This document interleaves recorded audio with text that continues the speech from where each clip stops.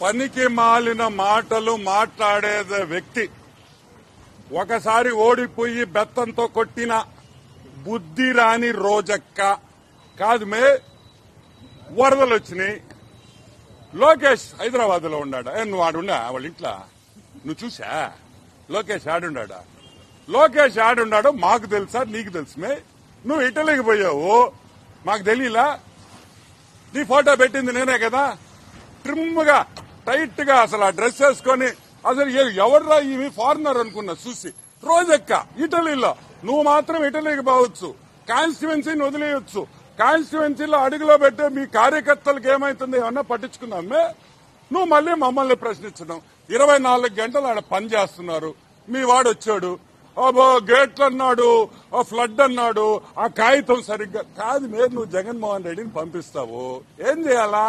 ఆ కాగితం ఇచ్చి చదివించాలి. 15 సార్లు చదివించండి, అదన్నా కరెక్ట్ గా చెప్తాడు. ఈ విధంగా ఈ రోజు చంద్రబాబు నాయుడు, అదే విధంగా ప్రతి మంత్రి ఇంక్లూడింగ్ నారా లోకేష్ ఇంత కష్టపడుతుంటే హైదరాబాద్ లో ఉన్నాడంట. హైదరాబాద్ లో నేను అడుగుతాను, అసలు బుద్ధిని మాట్లాడుతున్నావా? బుద్ధి లేకుండా మాట్లాడతావా? సైజు పెరగడం కాదు, బుద్ధి కూడా పెంచుకో.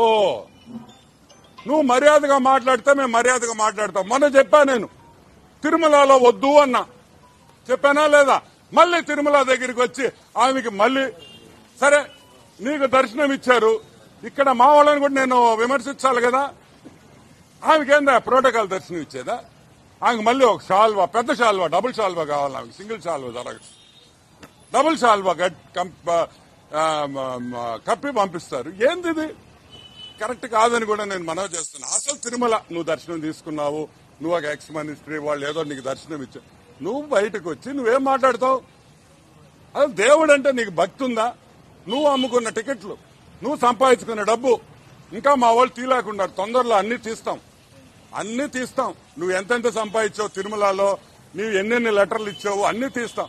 నేను అనేది నువ్వు సహకరించబాకు, పని చేసేవాడిని విమర్శించబాకు. తప్పులే. నిన్నెవరు రమ్మన్లా, నువ్వు విజయవాడకి నిన్నెవడు ఆడ పిలవరు. నువ్వు ఆ మునిగా అట్లీస్ట్ నువ్వన్నా ఉంటే ఆ నీళ్లు మళ్ళీ పైకి వెళ్ళిపోతాయి, 2వ ఫ్లోర్ కూడా మునిగిపోద్ది. సో వద్దు. నేను చెప్పేది ఏంటంటే నువ్వు విమర్శించు, తప్పు చేస్తే విమర్శించు, ఆ విమర్శను స్వీకరిస్తాం.